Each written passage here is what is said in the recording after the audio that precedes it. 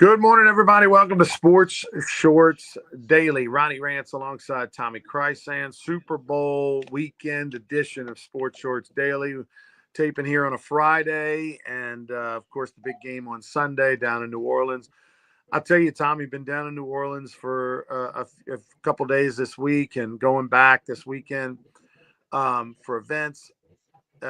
The weather has been fantastic. I mean, like, can we please keep this fingers crossed that the weather's going to be like this opening day next weekend for LSU baseball? But no, fantastic. I mean, yesterday, temperatures in the 70s, sunny, yeah, just incredible stuff. That's why the Super Bowl is usually held in the South, is so that you don't have to deal with 8 inches of snow and all that kind of stuff like we did just 2 weeks ago. But everyone, as they always do, Tommy, this is the 11th Super Bowl. Everyone always talks about how great the city of New Orleans is for hosting events. And, with all the tragedy that happened on January 1 with the terrorist attack, New Orleans is literally like the safest city in America right now, from a standpoint of there are armed guards and barricades and troops all over the place. Now, it's a shame that you have to do that, but I got no problem with it, and the weather's been amazing. Of course, the food is sensational. There's a million different parties and functions all over the place. And sort of the who's who. Everybody is in the city right now. The surprise is that the Kansas City Chiefs, I keep waiting for that Kansas City Chief money, Tommy, to come in, and it has not. Right now, the Chiefs, who are a 1.5-point favorite, are now only a 1-point favorite.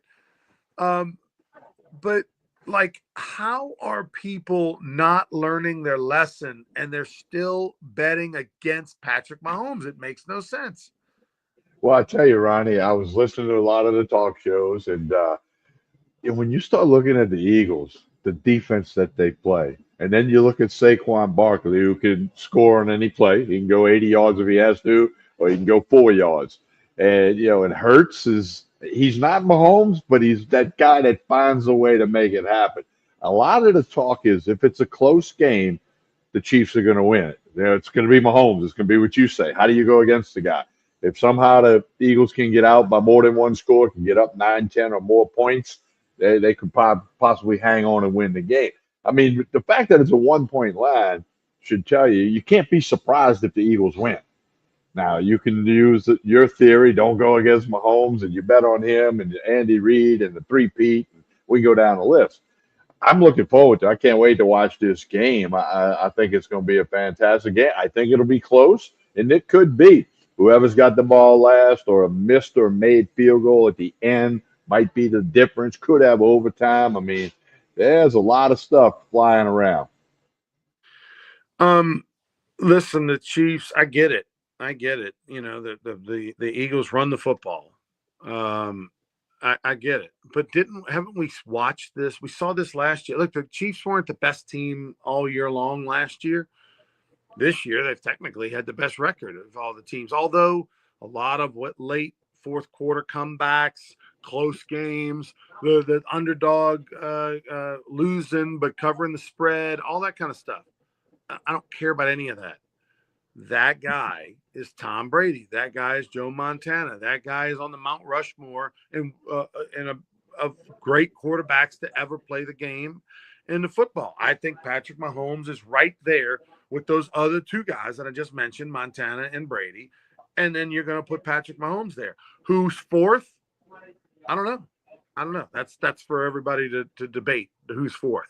There's a lot of guys like Aaron Rodgers and Drew Brees and Peyton Manning. Well, Peyton Manning's won 2 different Super Bowls with 2 different teams, but I don't think anybody's given Peyton Manning the credit for that second Super Bowl in Denver, where it was all about the defense. But he gets credit for being a leader. He gets credit for having that organization believe they can win the Super Bowl, and so therefore he gets some credit for that. But I don't know who the fourth guy on that Mount Rushmore is, but for my money, Patrick Mahomes is right there with Tom Brady and Joe Montana, and I'm never going to bet against that guy. I don't know why people would.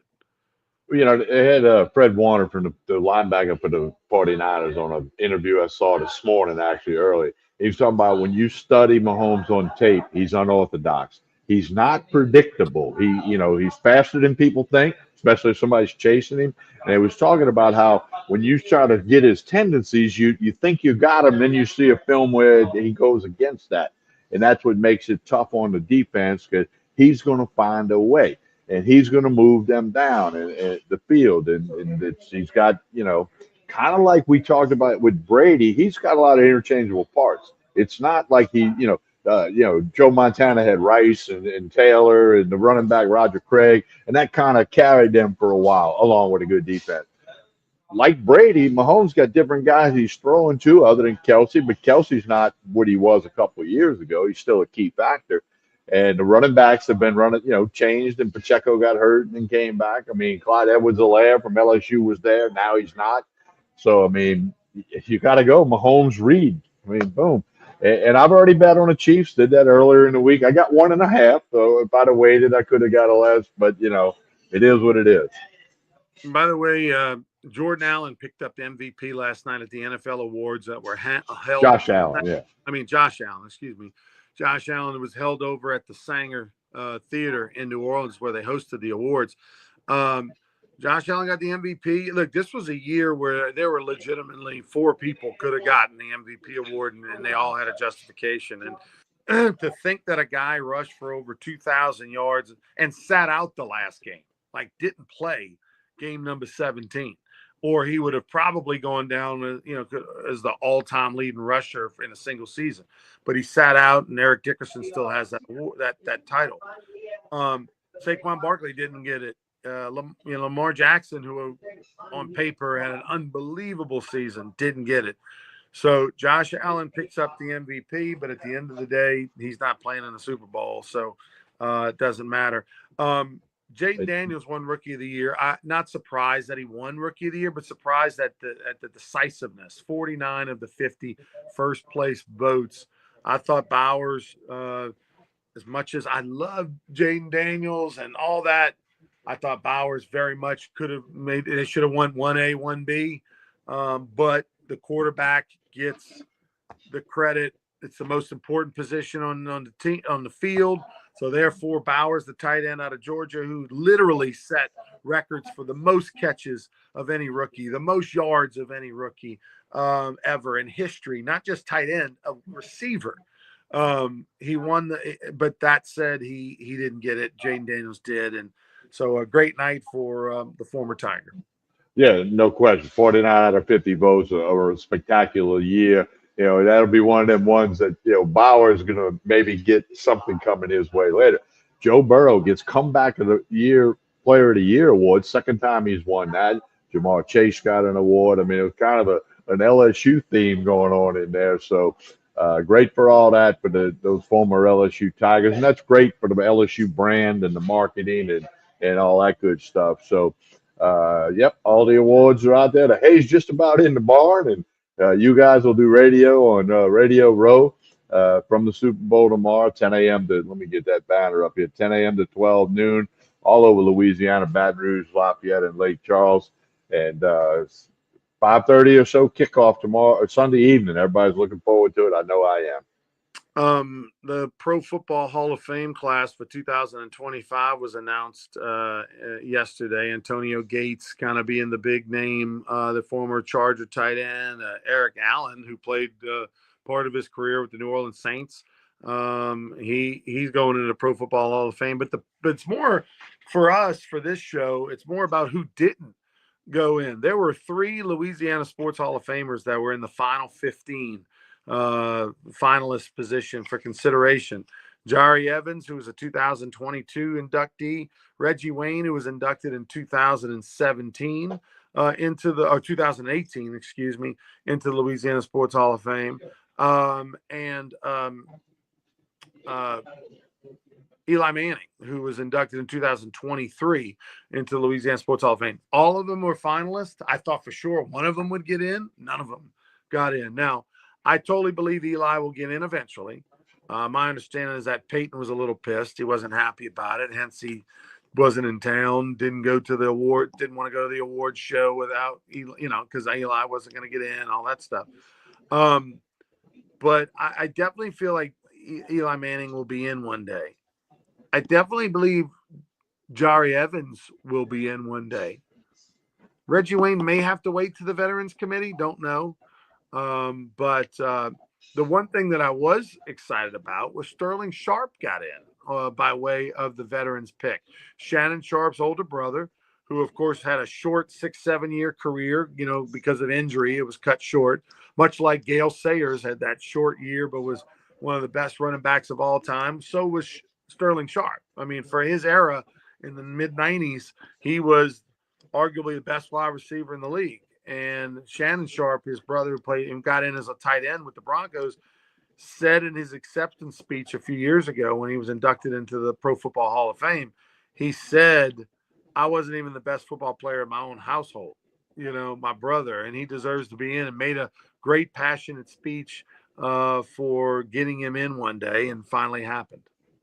Yeah, well, like you said, there was a window of time when he was best receiver in football, and the defense knew where he was going when he came out the huddle. They knew where he was lining up, and that kind of guy that made a difference on every play. You had to kind of know where he was and be prepared for that. So good to see him get in the Hall of Fame. Again, short career, but the numbers were exceptional.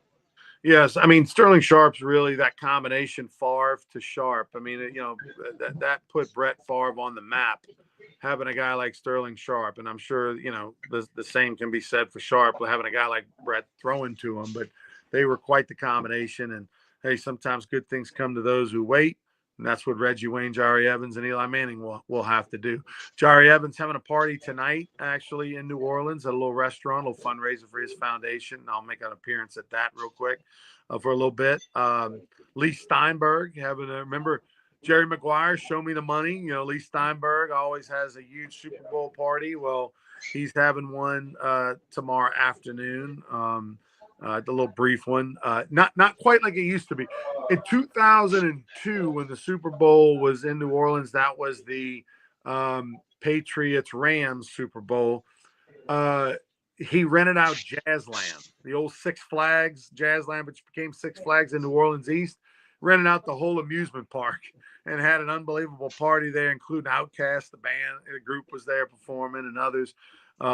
Not quite that. Lee Steinberg not on top of the mountain like he used to be, but still going to have one at the Jazz Museum on Saturday afternoon. But anyway, it's going to be a fun weekend. Looking forward to it. Yeah, no question about that. It's great for the city of New Orleans. It's great for Louisiana, and the publicity and all of the show is like 9 million shows, and it's good for the economy and in the greater New Orleans area, no question. All right. So, what else we got going on, Tommy? LSU Well, basketball this weekend. yeah, the women picked up a win on the road against Missouri last night. It wasn't the greatest start to the game, but they won. Host Tennessee Sunday at 3. That'll be a big one. Tennessee got a big win over UConn in women's basketball last night. The men host Ole Miss tomorrow. Ole Miss is ranked. Don't think they can beat them. Ronnie, I caught a bunch of golf on TV yesterday. You got the Waste Management Open out in Phoenix, the famous Par 3 stadium golf thing, and I saw a good bit of golf yesterday. I'm probably going to watch some of that prior to the Super Bowl. That's kind of a thing. They start earlier so they can get out the way TV wise. So you do have that going on. And then I'm really jacked. LSU baseball, college baseball, all Division One, all gets going next Friday. Tigers at 2 o'clock at Alec Brock Stadium. So getting jacked for us. The junior colleges already started playing. Nunez College down in Chalmette's playing. Delgado's gotten underway. So have all the other ones. So baseball's just about here. Pitchers and catchers reporting next week on the major league level. Alonso re-signed with the Mets. Went back to the Mets. Bregman still no landing spot. Yeah, that's so wild. And oh, by the way, not that it's official, but Kellen Moore will be the New Orleans Saints head coach. We knew that, but reports are that that's now kind of out. They haven't obviously not going to have a press conference, or New Orleans Saints aren't going to put out anything super official about it until after the game. But worst kept secret has kind of been confirmed by many sources that Kellen Moore. And linked to that, Garrett Nussmeier's dad, Doug Nussmeier, expected to join the staff of Moore in New Orleans. Yeah, so we'll see.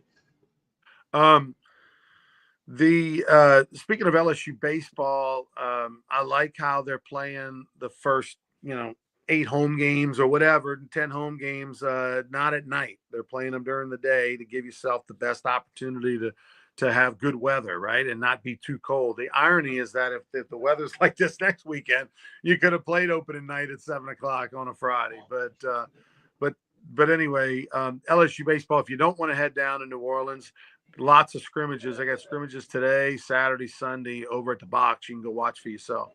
How about this, Ronnie? LSU's ranked number 2 in one of the national polls, 4 and 5 in the other poll. And then the SEC coaches poll came out and they're ranked fourth.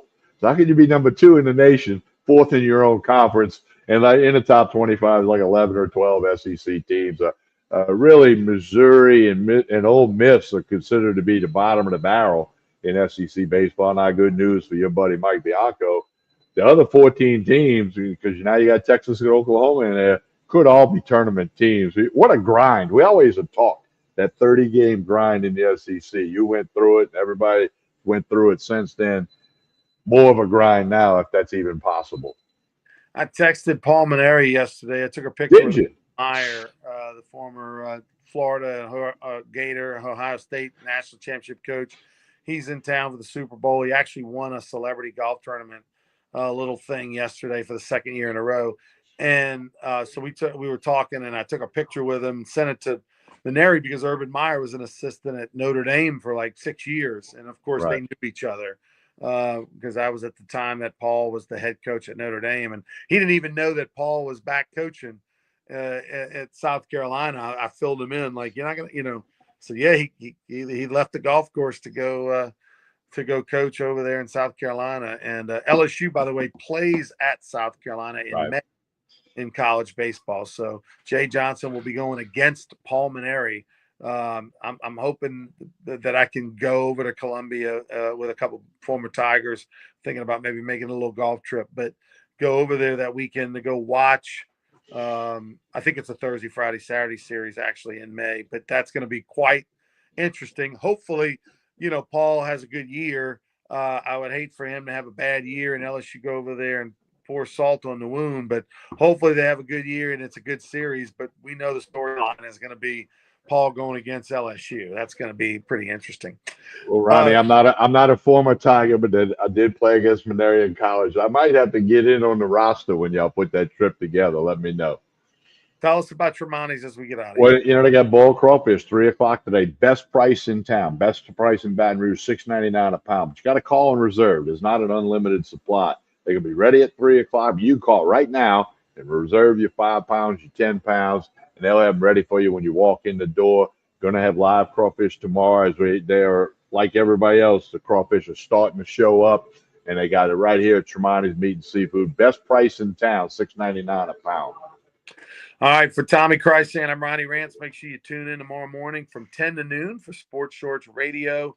We'll be down in New Orleans at Radio Row, but we'll have Derry Beckwith, Tommy Krysan, myself, Joel Davis, Hunter McCann, and others, special guests joining us tomorrow, 10 to noon. You can listen to ESPN Radio in Lake Charles, Lafayette, and Baton Rouge. Download any of the apps, 1045's app, for example. You can listen anywhere in the country on to Sports Church Radio on Saturday morning, 10 to noon.